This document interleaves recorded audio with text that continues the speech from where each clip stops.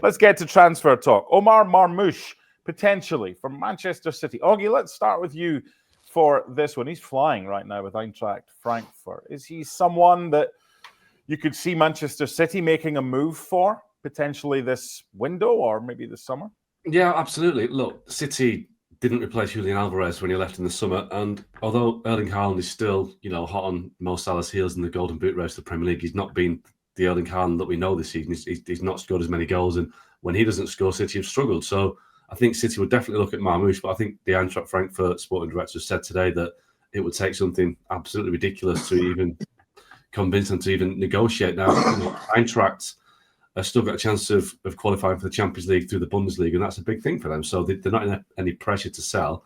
But obviously, for players and clubs, if Man City decide to throw money at it, then it'll be a hard one for them to turn down. But I think at this rate, that is a 50-50. But certainly City is a player that City like, and he fits the kind of the prototype or the identity that Pep likes. He's an Alvarez type player. End of the day, he scores lots of goals, and he's good off the front, man. So yeah, it'd be a good sign.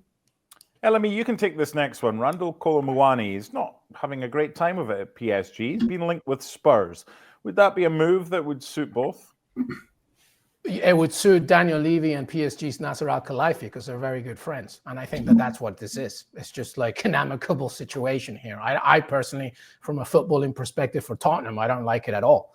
Muani is very talented, but he's very inconsistent. And that's the last thing that Tottenham needs. Another inconsistent player, Exhibit A in Timo Werner. So, I think he's probably a player that probably needs to go to a team that's more secure of who they are and trying to prove himself, as opposed to go to a team where there's a lot of inconsistency, there's a lot of back and forth in terms of the system, and also somebody that's entering a Premier League that he's never played in. So for Levy and Nasser Al-Khelaifi, I'm sure it's great. For everybody else, well, maybe it's specifically Tottenham, I don't like it. Stevie, let's talk Kobbie Mainoo at Manchester United. And ESPN FC ran a piece, as did a lot of the papers in the United Kingdom, saying that although they don't want to sell, if they were to get rid of either Mainoo or Garnacho, 100% of the sale would go towards the PSR regulations, which would help them down the road. Chelsea were linked with Mainoo. Is this a non-starter, or potentially could you see something like this happening? Well, there's two things of what I'd like to say. Number one is, to me, Kobbie Mainoo is at his best when his team have the ball or he has the ball. I am not convinced that Kobbie Mainoo is as good without the ball. Defensively, I don't see him making challenges. I don't see him breaking up play. I see him following runners, but unfortunately, he always seems to be behind them, trying to catch up.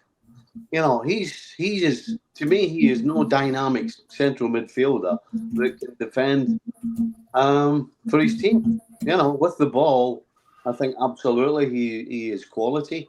He looks cool and calm and collected, but I absolutely have question marks over Kobbie Mainoo when it comes to defending in the middle of the park.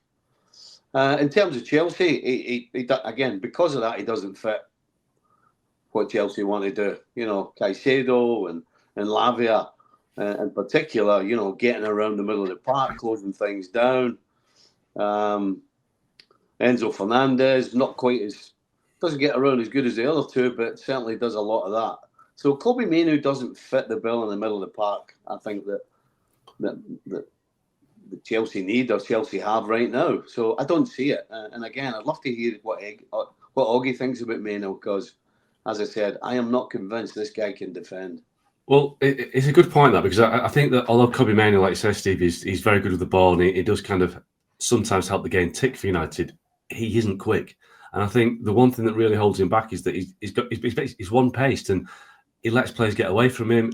If the game is going in his favour, he's a very good player, Kobbie Mainoo, and he's still only young, but he doesn't have a burst of pace. And I think that will ultimately hold him back from being a kind of a world-class midfielder. I think he doesn't get around the pitch quick enough. But on saying that, if Man United had 20 players that they were willing to sell, he would be 18 or 19 on the list. He's not a player they're looking to sell. The reality is that United have got financial issues right now. And yes, I was going to say in a perfect world, in an imperfect world where they had to sell somebody to get somebody in, he would be one they would look to do. But there are lots and lots of players ahead of Kobbie Mainoo. And the reality is he will end up negotiating a new contract. His current deal expires in 2027. and United have an extra option on that. So there's no rush to do a deal with him. But I think there's also an element of this where I think people at United are trying to, dampen expectations on certain players and salaries right now. This isn't the Man United of Ed Woodward. They're not throwing money around on wages and fees. They're trying to be sensible. So if people around Kobbie Mainoo are trying to get a new deal at silly money, this is a message to say ain't going to happen. But and with Stevie, I think ultimately defensively and in terms of mobility to get around the pitch, he isn't quite there. Can I just add, just one thing from a Chelsea perspective. I think Chelsea fans need to remember as well, whether they like it or not, and I have my own issues with this situation, and I agree with both the boys. Chelsea are expecting Kendry Páez, the very electric Ecuadorian star, coming in this summer. André Santos as well on loan, who's coming back. Estevao, another great talent as well. Not necessarily the same position of Mainoo, but my point remains. This roster is just going to get bigger rather than smaller, even before Mainoo. To me, Mainoo's best option, if he doesn't stay with Manchester United, is I think he should just go to the Bundesliga, go to a place where maybe can help him grow a little bit at 19 years old. The Premier League might not be the best option right now if he doesn't stay with Manchester United. But from a Chelsea perspective, there's a lot of talent still yet to come at Cobham, and it would just be another waste, I think.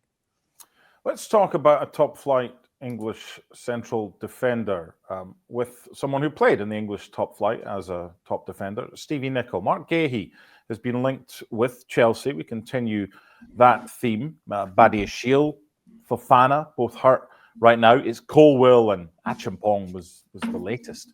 Would Gahey to Chelsea make sense? Because obviously those two have got a past. Yeah, absolutely. Yeah, it makes sense. That's absolutely the one spot I think they need to strengthen. I'm not a huge fan of what they have right now. I'm not a huge fan of Fofana. I'm not a huge fan of Tosin. I'm not a huge fan of Disasi either. I think absolutely Chelsea needs strengthening there. And if you look around at what there is, then Gahey absolutely would fit the bill. To me, it seems a little bit of a no-brainer. There's no question he ain't going to be staying at Palace for too much longer. And I think Chelsea 100% need a centre-back. And listen, he's no Franz Beckenbauer, but you know what you're getting. And I think from a defensive point of view, I'll settle for that every day of the week. When I can put a centre-back on the field and I know exactly what I'm going to get from him, then I think it makes sense for Chelsea. The last one on Transfer Talk this week is Marcus Rashford. Now, if you've already heard this week's podcast of the Football Reporters with Rob, with James, and with Ollie, then you'll have heard what Oggie's about to say. But I think it's fair, if you haven't, because you spent a decent chunk of the start of your podcast this week talking about Marcus Rashford and potential landing spots. So please let us know if you heard anything further about where Marcus Rashford may end up if it's not going to be Manchester United keeping hold of him. Well, there's still a chance that might happen. That may ultimately be the best option for everybody because he's on massive wages. He's a Manchester boy and United need goals. But if he was prepared to get his head down, Marcus Rashford, and work to suit Ruben Amorim, then I think staying there would be the best thing for all concerned. But that's not going to happen. It's quite clear that he wants out. Now, there aren't many options for him. AC Milan are supposedly interested, but I'm not too sure how solid it is because first of all, the wages would be a problem. Secondly, we've got Rafael Leao and Christian Pulisic who like to play off the left where Rashford likes to play. He hasn't scored many goals recently.